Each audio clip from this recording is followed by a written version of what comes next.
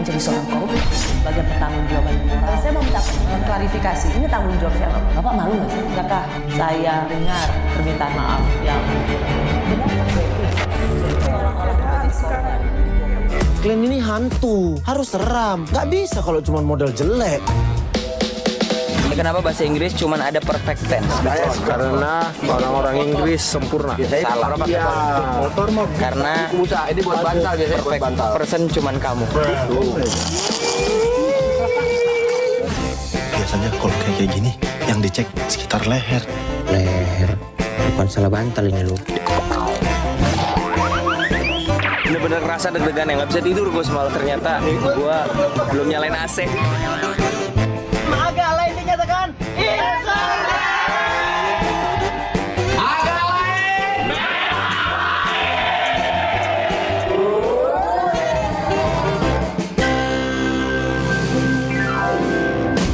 Abang, udah 5 kali loh bang. Aku lagi gak enak badan bang. Film Agak Lain sukses mencetak sejarah sebagai film terlaris sepanjang tahun 2024. Dirilis pada Februari 2024, film bergenre horor komedi dengan bumbu drama ini mengangkat permasalahan sosial.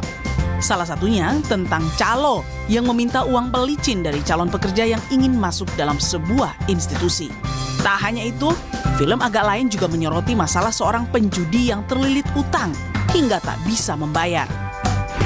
Dikemas dengan apik, film Agak Lain berhasil meraih penghargaan Piala Antemas di ajang Piala Citra Festival Film Indonesia 2024. Piala Antemas adalah sebuah penghargaan untuk film terlaris sepanjang tahun. Dan film Agak Lain tercatat meraup 9,1 juta penonton. Penghargaan khusus film komedi dengan penonton terbanyak diberikan kepada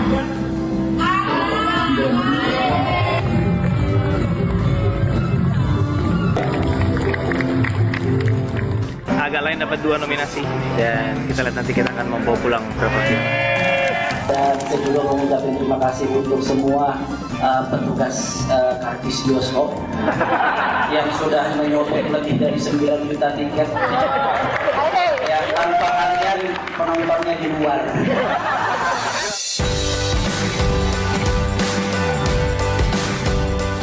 Di balik kesuksesan film Agak Lain, ada tangan dingin seorang Ernest Prakasa yang bertindak sebagai produser. Bersama rekan-rekannya sesama komedian, Ernest memanfaatkan situasi pilpres yang serius saat dirilisnya film dengan menghadirkan film yang mampu mengalihkan sejenak ketegangan politik jelang pilpres. Yang pertama, ini film komedi yang main komedian, yang bikin, yang nulis, yang direct, sampai yang produserin pun komedian. Jadi ketika film komedi dari hulu ke hilir dipegang sama komedian, maka berhasil lucunya. Itu yang pertama. Yang kedua, timing pilpres sih. Timing pilpres saat orang lagi berantem, kita suguhi, yuk kita hura-hura bareng-bareng. Udah lama mungkin nggak, orang pengalaman bioskop selama ini lebih didominasi sama memekik bareng atau ketakutan teriak bareng, tapi udah lama nggak ada ketawa bareng di bioskop dengan ketawa yang wah. Nah itu mungkin pengalaman itu yang bikin orang nonton sampai berkali-kali. Nora, lo semua mau kemana? Ganti nama ya?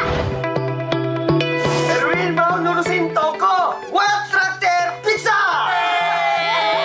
Sebelumnya, tangan dingin Ernest sebagai sutradara juga berhasil meraih penghargaan sebagai penulis skenario asli terbaik FFI 2017 lewat film fenomenalnya Cek Toko Sebelah. Saya mau persembahkan piala ini untuk seluruh penonton di Indonesia. Tak hanya itu, film komedi yang mengangkat kisah keluarga pedagang toko kelontong keturunan Tionghoa ini berhasil memperoleh 9 nominasi penghargaan di FFI 2017. 2 hal yang gue gak ngerti. Pertama, dia tau dari mana gue Cina. Ernest Prakasa mengawali karirnya dengan mengikuti stand up komedi Indonesia season pertama atau Suci 1 pada 2011 dan berhasil meraih juara ketiga. Yang pulang pada malam hari ini adalah Ernest Prakasa. Nama Ernest semakin dikenal karena berani mengangkat konten sebagai seorang minoritas. Gue Ernest dan gue Cina ya. Untungnya di sini banyak saudara-saudara gue kayaknya nih ya. Tak hanya dikenal sebagai komika, sutradara, dan produser film, Ernest juga kerap mendapat sorotan karena berani menulis kritik di media sosial yang tak jarang menimbulkan kontroversi. Salah satunya, buat para pendukung capres yang sudah mulai bergerak, mohon maaf ya kalau tweet saya mengganggu kenyamanan. Semangat terus kerjanya kawan, rekrut pasukan yang banyak supaya bisa menyerap tenaga kerja.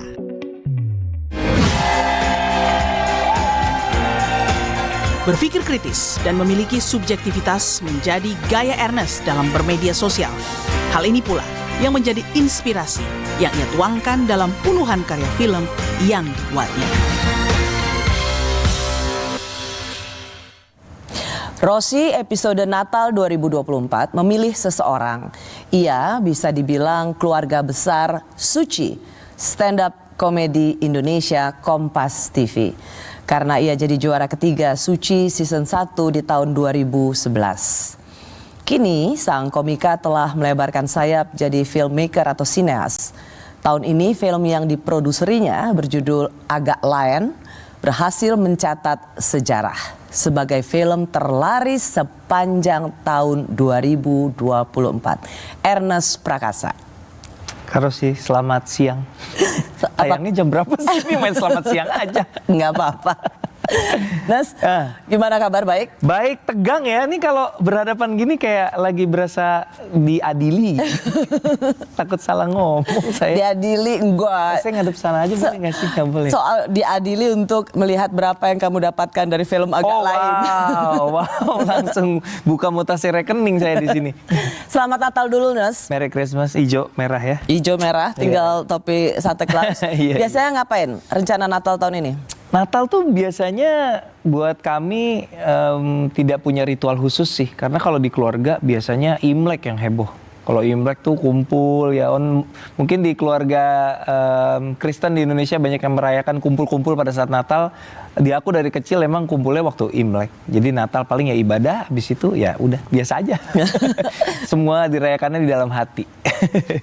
Nes, Rosi ngundang malam hari ini Ernest karena ini suasana Natal 2024 is your year, karena tahunnya Ernest sebagai produser Agak Lain. Tetapi di atas itu semua, Ernest kemarin waktu tampil juga bilang bahwa saya juara 3 Suci Kompas TV. Ya. Bisa dibilang sebenarnya Ernest ini memulai karirnya sebagai seorang komika Suci di Suci season 1 Kompas Betul, TV ya? season perdana, betul. Tapi sekarang gimana? Menyebut Ernest tuh lebih senang komika, komedian, atau filmmaker? Iya, biasanya karena perannya macam-macam, jadi aku suka merangkumnya. Kalau hanya boleh pilih satu kata, maka aku akan pilih komedian. Karena bikin film pun mostly hampir semuanya komedi. Kalau bisa 2 kata, komedian dan filmmaker. Mungkin itu menggambarkan cakupan dari semua yang aku kerjakan gitu. Kalau begitu, mendengar kata Suci dan Kompas TV, apa yang paling Ernest ingat? Hati-hati menjawabnya, karena Ernest masih di studio Menara Kompas. Mungkin kalau aku boleh pilih satu kata, mungkin dramatis ya. Dramatis tuh karena ketika ikut iseng-iseng ikut audisi dan lolos grand final, lalu dibilang Anda harus karantina ya, terus saya harus resign dari kantor nih gitu kan, harus menentukan pilihan mau lanjut apa enggak nih. Kalau lanjut harus karantina, harus resign. Udah ngantor 6 tahun ketika itu Kak. Jadi tapi aku suka banget sama komedi dari kecil tuh. Mungkin zaman kita dulu kecil ada kaset lawak ya. Papaku tuh suka muter kaset lawak. Kaset, oh ya? Warkop DKI, Jayakarta Group, Sis NS dan Sersan Prambors, almarhum Om Sis NS. Pokoknya kaset-kaset lawak tuh kalau di mobil kita, papaku nggak muter kaset musik, dia muternya kaset lawak. Jadi aku besar dengan komedi. Pertama kali TV swasta mulai masuk ke Indonesia juga ada Brady Bunch, ada Three's Company dan lain sebagainya. Jadi cinta banget sama komedi. Jadi begitu ikut stand up, wah seru ya. Dia harus resign dari kantor, izin sama istri, boleh nggak aku coba? Aku coba ini ya, kalau nanti gagal aku ngantor lagi gitu. Dan yang bikin dramatis karena sudah melepaskan pekerjaan yang cukup mapan, gaji double digit ketika itu, tapi kandas kan. Dan mungkin kalau orang juara 3 oke lah. Juara sebagai 3 seorang tuh pemula? waktu itu grand finalnya top tuh Kak. Jadi juara 3 tuh ya sama aja kayak juara 4-5 sebenarnya, nggak masuk final juga gitu. Jadi aku sering cerita itu sebagai mungkin salah satu titik paling desperate dalam hidupku ya ketika itu. Maksudnya kayak udah punya anak balita, kantor dilepas, tiba-tiba ikut lomba stand up nggak jelas ketika itu masa depannya. Kagak masuk grand final pula, boro-boro menang. Jadi itu bener-bener ada di titik yang gelap sekali ketika itu gitu. Makanya ketika akhirnya bisa bounce back ya itulah makanya Suci itu buat aku dramatis sekali. Apakah itu termasuk sesuatu yang mengubah seorang Ernest Prakasa? Aku memandang hidupku tuh nggak mempinpoint satu kejadian ya Kak. Kayaknya semuanya emang Tuhan udah arahin ya udah gini ada rentetan kejadian yang memang aku step satu-satu aja gitu. Jadi nggak pernah dari jauh tuh punya visi jangka panjang. Dalam 10 tahun aku harus jadi filmmaker, harus jadi aku ikutin apa yang ada di depanku aja. Oh di depanku lagi ada peluang stand up comedy ya udah aku kerjain sekuat yang aku bisa. And then ada peluang lain aku kerjakan sebaik mungkin. One thing leads to another ya here I am gitu. True. Nggak pernah kepikir ya sebelumnya bahwa jadi komedian, komika, masuk ke Suci tadi kan juga pertaruhan besar. Nggak pernah terpikir. Itu sebenarnya juga kadang-kadang kita nggak pernah tahu kemana semesta membawa. Betul. Baru tahu bahwa Ernest kecilnya mendengar kaset-kaset lawak, misalnya Karta Group, Cahyono, Jojon. Cahyono, Jojon, Prapto, Esther. Kalau kita ngomong ini kita sah umurnya. Gen Z yang nonton mereka ngomongin apa sih? Itu kalau mau berbagi pengalaman, aku tuh juga nggak pernah kepikiran bisa ada di dunia jurnalistik. Tapi kalau mikir-mikir zaman kecil, jam 6 pagi tuh selalu ayahku tuh mendengar radio BBC. Tiap pagi di tahun 70-an, 80-an. Sampai aku masih bisa ingat intronya.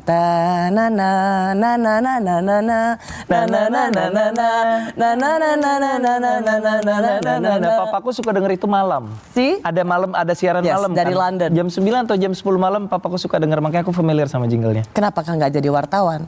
Aku, fun fact, aku pernah ikut hunting di TV-nya Karosi dulu waktu hunting SCTV? dari mall ke mall. Iya. Boleh sebut SCTV.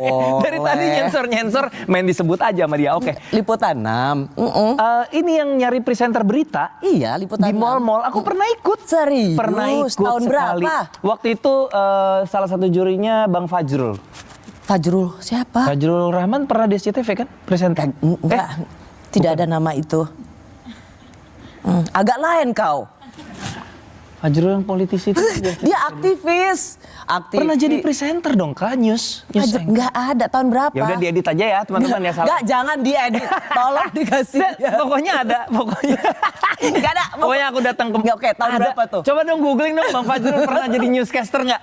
Tahun berapa? Aku lagi kuliah itu, berarti sekitar kuliah akhir 2000-an awal. 2002 2003 sekitar itu. Aku datang ke salah satu mall di Jakarta, aku ikut audisi, disuruh datang pakai kemeja, terus dikasih skrip, terus aku ikut tapi nggak lolos. Oh, andai aku udah kenal kamu, Nes, pasti aku akan menjadi orang dalam. Karena aku waktu itu jadi penyiar kan Kak di Bandung pas kuliah. Jadi memang udah siaran, pikir wah ada lowongan di TV nih, cobain gitu. Hey, you know what, kadang-kadang ada sesuatu yang kita ingin lakukan atau kita mau menjadi ini, kita gagal. Ternyata yang kedua itulah yang membuat kita berhasil. Emang belum waktunya aja ya. Bukan belum waktunya, emang udah nggak waktunya. Emang nggak waktunya. Kamu bukan dek, semesta tidak menjadikan kamu menuntun ke situ. Tidak menuntun kamu ke situ, tapi menjadikan kamu seorang komedian yang luar biasa. Amin. Semesta tidak pernah salah memilih. Rosiana Silalahi. Nah, bicara soal dramatis, Nes. Iya. Waktu itu Ernest kan waktu itu Panji ya. Iya, dia kan hostnya Suci ya. Iya, Suci 1 tuh dia host dari Suci 1, betul. Nah, waktu itu Panji secara khusus mengomentarin penampilanmu ketika harus close mic. Oke. Kita lihat lagi seperti apa Panji di 2011 komentar tentang Ernest.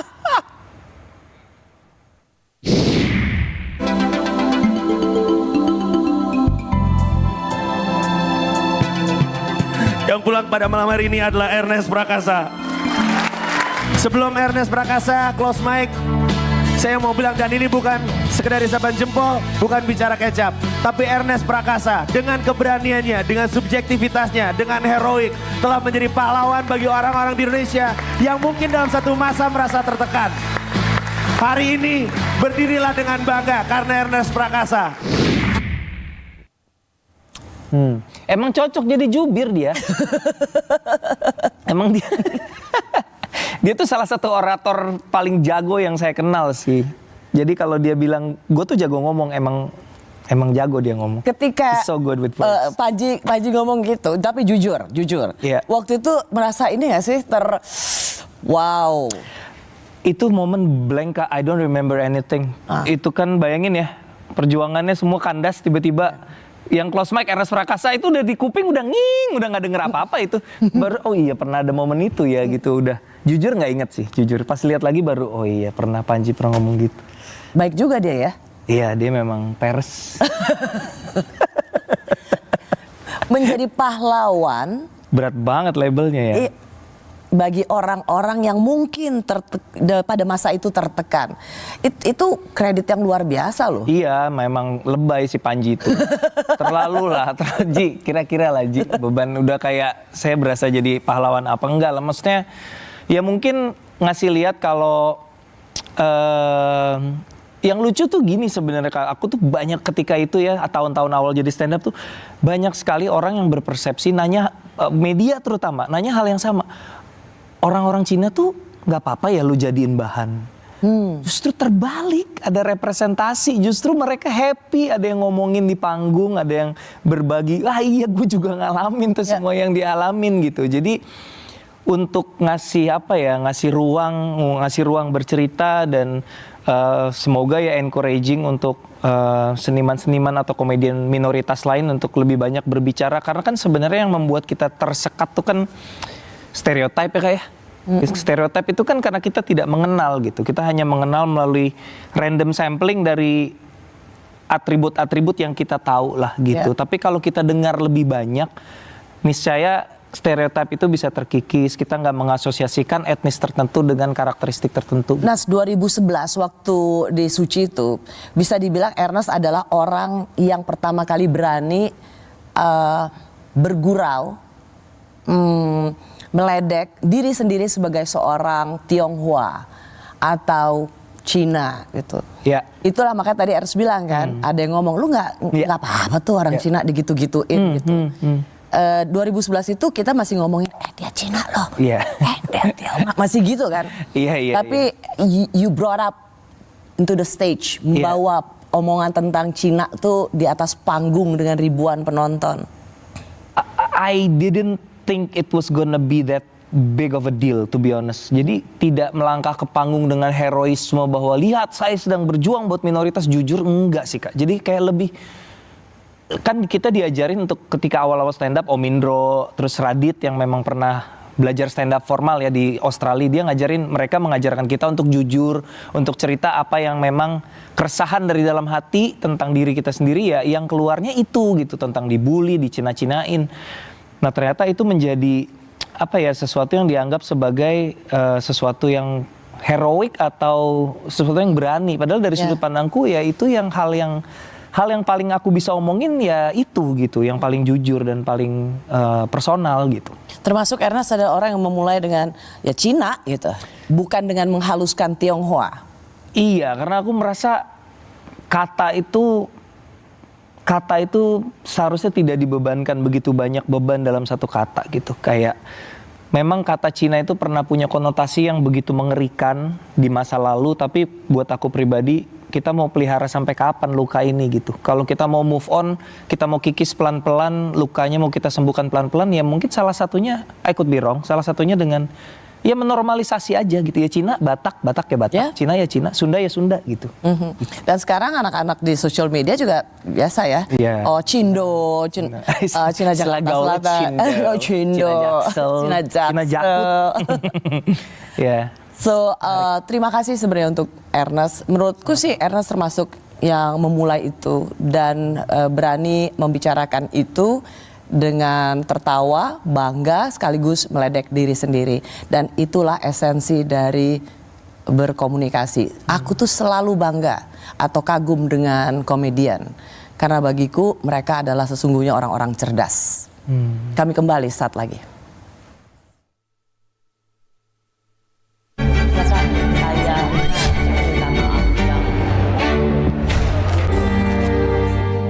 Blank, Kak. I don't remember anything. Perjuangannya semua kandas, tiba-tiba yang close mic Ernest Prakasa itu udah di kuping udah nging, udah nggak denger apa-apa itu. Dan tetap ya, membawa pesan being a Chinese. Pengen mengikis stereotype. Bener at the end of the day ya kita ya manusia aja gitu. Cuman beda suku aja gitu. Natal tuh biasanya tidak punya ritual khusus sih. Semua dirayakannya di dalam hati. Rosi